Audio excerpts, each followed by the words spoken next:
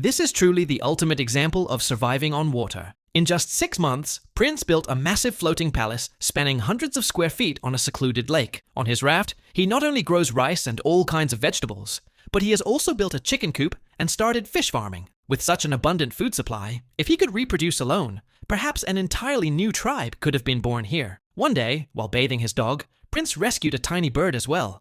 The bird wasn't afraid at all.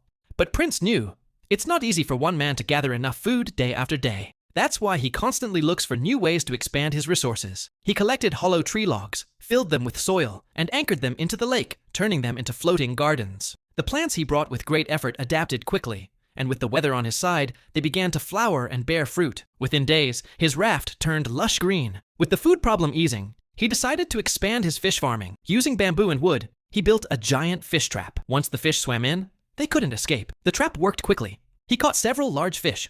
One giant catfish he released into his pond, while another he cleaned and roasted on the fire. Life here was starting to feel like a holiday. A week passed.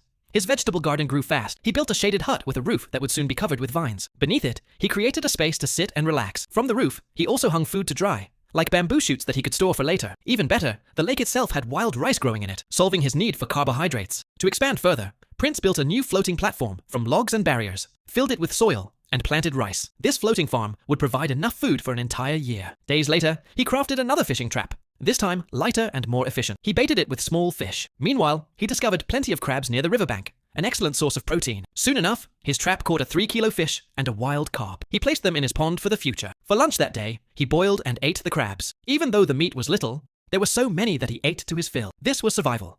But for Prince, it was starting to feel like a new way of life.